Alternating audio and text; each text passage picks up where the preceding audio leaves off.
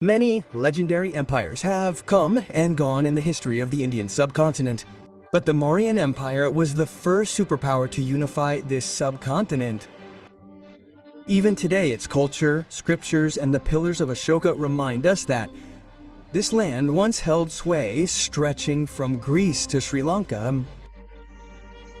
This was the same empire that created a standardized economy 2,000 years ago, establishing systems ranging from espionage to taxation, where strategists like Chanakya wrote political treatises like the Arthashastra, and where rulers like Chandragupta, Bindusara, and Ashoka changed the course of Asian history hideous the Centauri. At its peak, this empire was considered one of the largest in the world.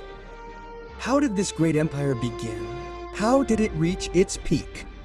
And what happened next that led to the gradual disintegration of such a powerful empire? Let's find out in this video. The year was 326 BC. Alexander the Great crossed the Hindu Kush mountains and entered India. Here he encountered King Porus of Porus. A battle ensued between their armies, known as the Battle of the Hydaspes, in which Alexander emerged victorious. Alexander then advanced with the intention of conquering all of India. Before he could achieve this, news spread within his army that they would face the Nanda Empire, a vast and powerful army. Upon hearing this, Alexander's army, already engaged in battles for years, revolted, forcing Alexander to retreat. The Nanda Empire became the empire that even Alexander the Great could not defeat, but was soon to collapse. The man who would accomplish this was Chandragupta Maurya. Chandragupta was born around 340 BCE in a small state in Bihar or eastern India. Buddhist texts such as the Mahavamsa and Divyavadana state that Chandragupta belonged to the Kshatriya caste. However, some Brahmin sources describe him as a Shudra. Chandragupta's fortunes changed when he met Acharya Chanakya. According to the Arthashastra and Chanakya Niti, Chanakya was a strategist and teacher and was disgusted by the cruelty of the Nanda emperors. During this time, he met a young Chandragupta in whom he saw the potential of a leader. He subsequently took Chandragupta as his student and trained him in politics, warfare, and Raj Dharma. Together, they formed small armies and formed alliances with several smaller states and waged war against Nanda, the emperor of the then Nanda Empire, Al-Auditor. Initially, Chandragupta lost some battles, but in 321 BC, he attacked Magadha and finally defeated Nanda, establishing the Mauryan Empire. After becoming emperor, Chandragupta appointed Chanakya as his chief advisor and prime minister of the kingdom and adopted the principles of the Arthashastra. During this period, Chandragupta also defeated the Greek general Seleucus Nicator, who was ruling Alexander's territories. Subsequently, the two signed a treaty granting Chandragupta some western territories and marrying Seleucus' daughter Anima. Chandragupta ruled for approximately 24 years. Jain scholar Hemachandra writes in his book Parishishta Parvan that a few years after becoming emperor, Chandragupta converted to Jainism. After this, he handed over his throne to his son Bindusara and spent the last days of his life observing the Salyana fast in Shravana Balagola, Karnataka. Chandragupta Maurya was succeeded by his son Bindusara around 297 BCE Odabaritan. Bindusara's rule was quite stable and peaceful.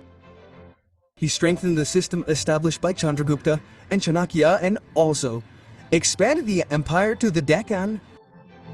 Diplomatic relations between India and Greece improved during this period. Seleucus Nicator's successor, Antiochus, had a good political equation with him. According to the Greek historian Athenaeus, Bindusara imported sweet wine and figs from the Greek kingdom, indicating his interest in foreign knowledge and culture. Buddhist texts such as the Mahavamsa and Ashoka Vadana state that Bindusara maintained a neutral policy regarding religion and followed the ideals of economics. Interestingly, Bindusara had 16 wives and 101 children. The eldest son was Susima, whom Bindusara wanted to make his successor. However, Bindusara had another son who had his sights set on the throne and would later make history. Yes, we are talking about Ashoka. Although Ashoka had his sights set on the throne, Bindusara did not approve of this because his mother Shubhadrangi was a commoner. While Susima's wife was a royal princess, he didn't want Ashoka to succeed her. Another weird reason, according to Ashoka Vadana, was that Bindusara had a problem with Ashoka's looks. Ashoka was short and suffered from a skin condition that left her with rough skin and a disfigured face. Face. However, Bindusara also recognized Ashoka's strong leadership qualities, and he capitalized on this. When Ashoka was 18, Bindusara sent him to quell a rebellion in Taxila. Taxila, located in the Punjab region of present-day Pakistan, was a cosmopolitan and developed town inhabited mostly by Greek and Persian immigrants. When Ashoka arrived there with a large army, he discovered that the people were revolting not against the king, but against the officials. Ashoka demonstrated his administrative skills here and resolved the issue through negotiations. Following this, Ashoka was appointed governor of Ujjain. Ujjain was an important commercial center in central India at the time. Ruling this region gave Ashoka considerable administrative experience. According to some sources, Ashoka's rule in Ujjain was ruthless and strict. During this period, he also married a trader's daughter named Devi Mais. With Devi, Ashoka had 2 children, a son Mahendra and a daughter Sanghamitra. Seeing the growing support for him among Bindusara's ministers, Ashoka believed he had a good chance of becoming king and waited for the right moment as white nut to make his move. In 272 BC, Bindusara's health began to deteriorate. Hearing this, Ashoka quickly arrived in Pataliputra, the capital of the Maurya Empire. At that time, Susima was in the northwest region of the empire, and before he could reach Pataliputra, Ashoka had seized the throne with the support of some ministers. When Susima arrived in Pataliputra and saw Ashoka on the throne, he protested. Subsequently, on Ashoka's orders, one of his ministers, Radhagupta, killed Susima by throwing him into a pit of burning coal. This revealed a side of Ashoka that no one had imagined.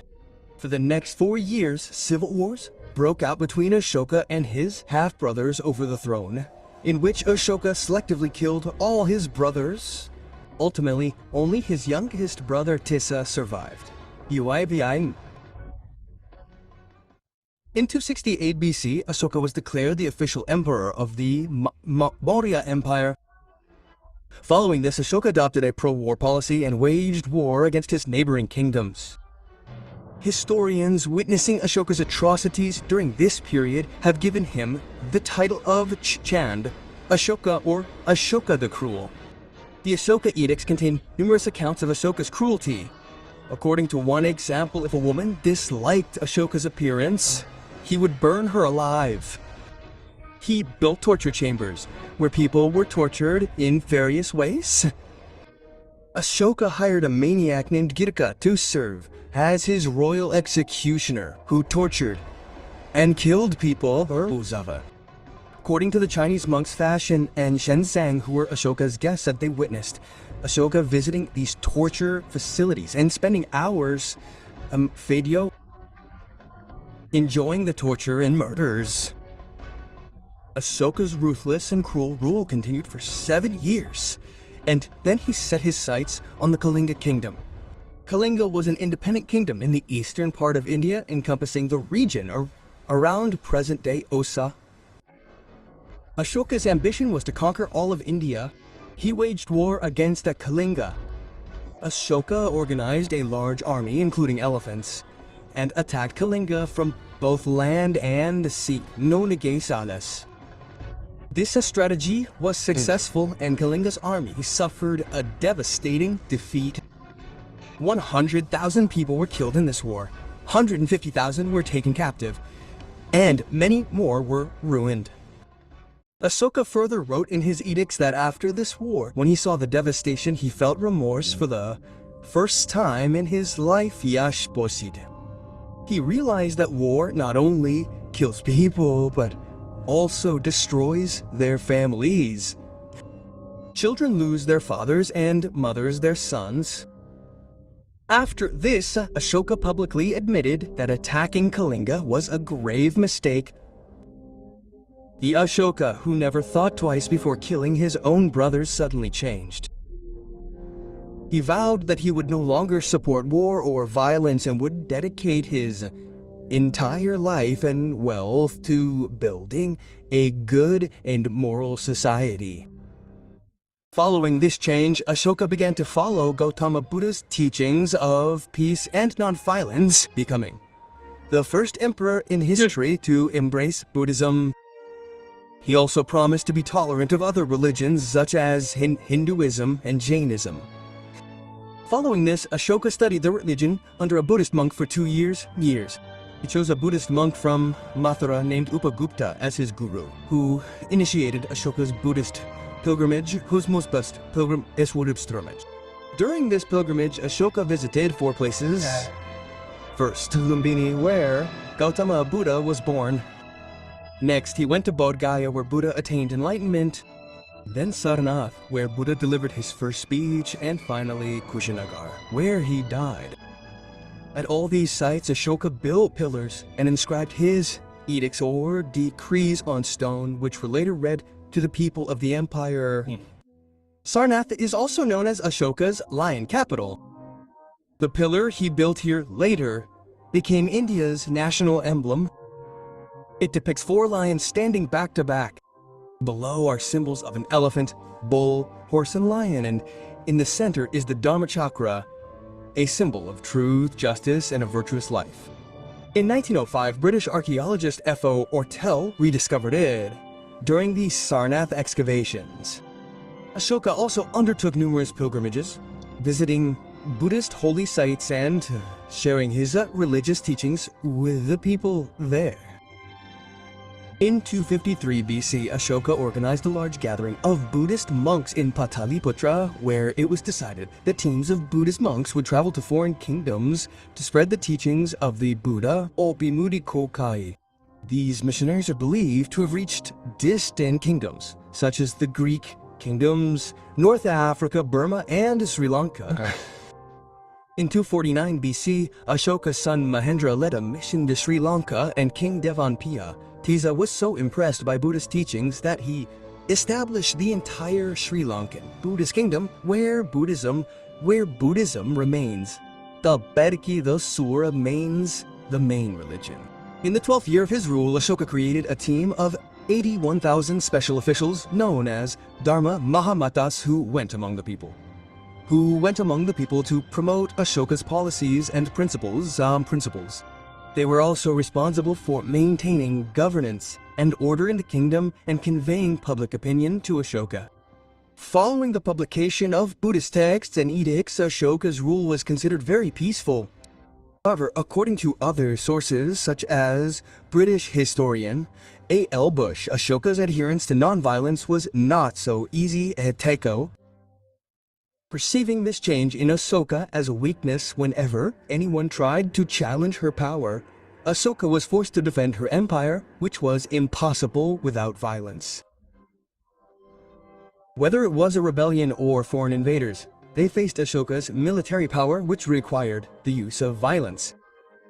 A.L. Bash also wrote that Ashoka had become a father figure to his empire, caring and peaceful towards his citizens, but he did not hesitate to use violence if necessary. Furthermore, as far as edicts are concerned, Ashoka's repentance is mentioned only in those edicts that were created in the empire's capital and surrounding regions. Many edicts that were written in the empire's border regions do not mention Ashoka's repentance after the Kalinga War, Bankagobor. Observing this, some historians also believe that the story of repentance was Ashoka's propaganda to improve his image. Furthermore, according to some Ajivika sources, Ashoka killed 18,000 Ajivikas because they had made offensive drawings of the Buddha, and this occurred after Ashoka's repentance Maidi. Sources also mention a similar incident according to which a Jain man made an offensive painting of the Buddha, and Ashoka imprisoned him along with his wife and children in his house and burned him alive. Even after this, Ashoka's anger did not subside. He issued a decree against the entire Jain community, stating that anyone who brought a severed head of a Jain would be rewarded with a silver coin. This violence only stopped when someone mistakenly killed Ashoka's brother Tissa, mistaking him for a Jain. So was the story of Ashoka's repentance false? Was it all propaganda? Whatever the case, we cannot deny that Ashoka ruled such a large and diverse kingdom for 38 years and kept it stable. When Ashoka died in 232 BC, none of his sons succeeded him because one had already passed away. One was blind. Little is known about the third, and the other was busy spreading his religion. Consequently, the throne passed to Ashoka's 20-year-old grandson, Dasharatha. Dasharatha was an average emperor. While he may not have become a powerful emperor like his grandfather, he was no weakling either. Dasharatha continued his grandfather's legacy, creating rock inscriptions that can still be seen in the Nagarjuni hills of Bihar. These inscriptions refer to Dasharatha by the title of Devna Ampya Dasharatha. Dasharatha's rule saw no major conflicts or wars, making the period quite peaceful. But unlike Ashoka, he was unable to keep the kingdom united, and some territories broke away from the Mauryan Empire, such as the Kalinga kingdom, which once again became independent. Dasharatha died in 224 BC at the age of just 28. However, there are no records of how he died.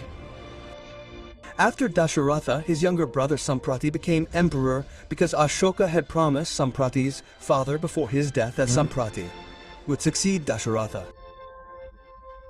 Samprati initially stabilized the empire by recapturing lost territories. Samprati was a follower of Jainism, and according to some sources, he built 150,000 Jain temples.